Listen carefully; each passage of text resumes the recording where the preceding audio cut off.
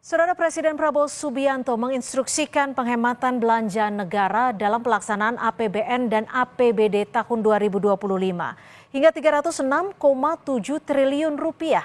Apa saja yang harus diawasi agar efisiensi anggaran berdampak positif dan tidak mengganggu kinerja pemerintah serta pelayanan publik. Selengkapnya dalam catatan Kompas TV berikut ini. Presiden Prabowo Subianto 22 Januari lalu menekan instruksi Presiden nomor 1 tahun 2025 tentang efisiensi belanja dalam pelaksanaan APBN dan APBD tahun 2025. Dalam keputusan itu, Presiden Prabowo meminta jajaran pemerintah pusat dan daerah untuk menghemat anggaran hingga 306,7 triliun rupiah. Perjalanan dinas dikurangi. Potong setengah. Dengan setengah kita bisa menghemat 20 triliun lebih. Kalau kita hitung 20 triliun, berapa puluh ribu sekolah, gedung sekolah bisa kita perbaiki.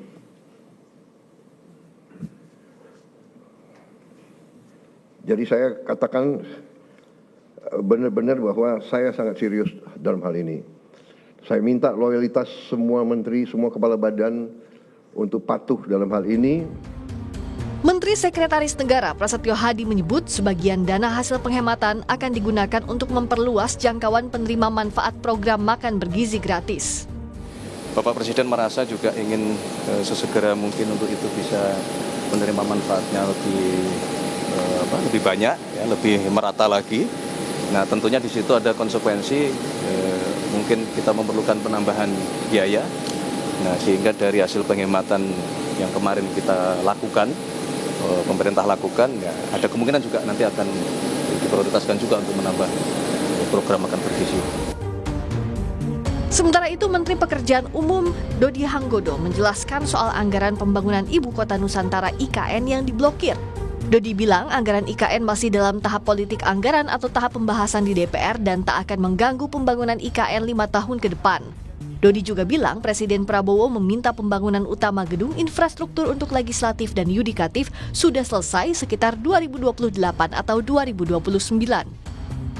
Sebelumnya saat ditemui usai rapat kerja di DPR 6 Februari lalu, Menteri PU menyatakan anggaran kementeriannya untuk proyek Ibu Kota Nusantara diblokir dan belum ada progres pembangunan IKN. Dalam efisiensi APBN 2025, anggaran Kementerian Pekerjaan Umum dipangkas hingga 81 triliun rupiah. Sebetulnya nggak blokir lah, sebetulnya lebih tepatnya itu politik anggaran, Mas. Politik anggaran yang kita salurkan dari Kementerian Keuangan ngasih sekian, kemudian dari situ kan kita detekkan sekian ini saya memiliki kerjaan apa ABCD, sudah oke, baru kita bilang ke Bumenku sepakatnya dengan DPR seperti ini kan gitu. Baru kemudian dibuka Pak Prabowo kan maunya beberapa bangunan utama yang legislatif yudikatif itu segera berdiri.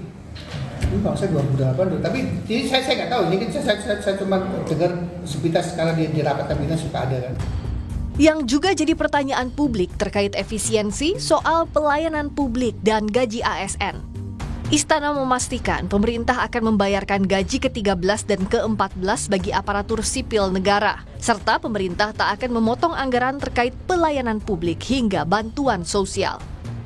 Ibu Menteri Keuangan sudah ngasih pernyataan kan? Dan efisiensi yang disampaikan oleh Presiden itu kan tidak termasuk belanja pegawai, ya. Buat gaji pegawai itu kan bukan bagian yang diefisienkan. Jadi gaji ke-13 sama THR itu merupakan hak dari para pegawai negeri dan itu akan dibayarkan. Menteri Keuangan kan sudah juga memberikan pernyataan soal itu. Kementerian dan lembaga negara memiliki waktu hingga 14 Februari untuk mengusulkan revisi anggaran yang telah disesuaikan dengan instruksi Presiden terkait efisiensi. Pemerintah harus memitigasi risiko agar efek efisiensi anggaran bisa terkelola dengan baik. Perlu pengawalan serius dari menteri, kepala lembaga, dan kepala daerah agar praktik hemat anggaran bisa berdampak positif, tak mengganggu produktivitas aparatur sipil negara dan pelayanan publik. Tim Liputan Kompas TV.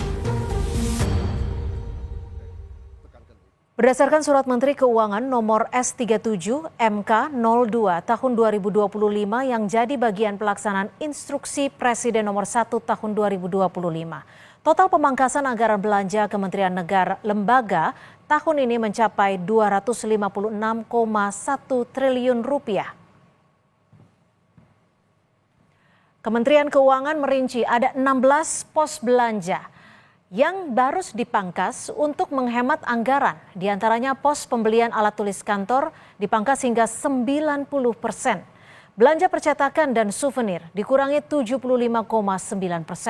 Sewa gedung, kendaraan, dan peralatan dipangkas hingga 73,3%. Komponen lain yang dipangkas, perjalanan dinas dalam maupun luar negeri. Belanja lainnya, kajian dan analisis, hingga rapat, seminar, serta kegiatan sejenis. Kita lihat pula saudara pos belanja lain yang terdampak. Dari data yang diterima, pos belanja kementerian dan lembaga yang juga terdampak diantaranya anggaran untuk jasa konsultan dikurangi hingga 45,7%. Honor output kegiatan dan jasa profesi dipangkas 40%. Lalu infrastruktur, pengadaan peralatan dan mesin, diklat dan bimtek, hingga pemeliharaan serta perawatan.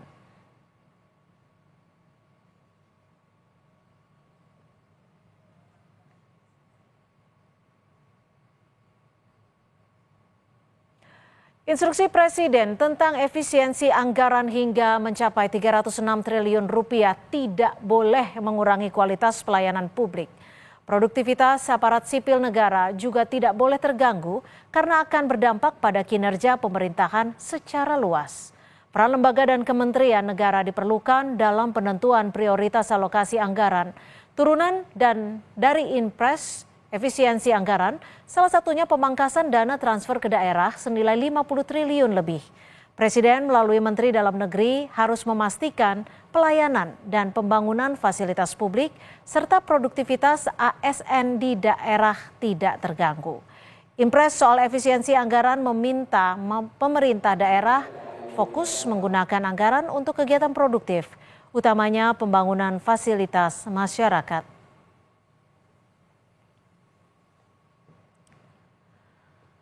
Pemangkasan 306 triliun rupiah lebih yang akan dialokasikan untuk program makan bergizi gratis harus dipastikan bisa berdampak pada pertumbuhan ekonomi. Makan bergizi gratis, pelaksanaannya harus melibatkan banyak pelaku UMKM di masyarakat secara transparan dan akuntabel. Selain fokus pada pemenuhan gizi anak, program makan bergizi gratis harus mumpuni mengelola anggaran dan program. Jangan sampai niat efisiensi anggaran malah berujung pada munculnya sumber baru kebocoran anggaran.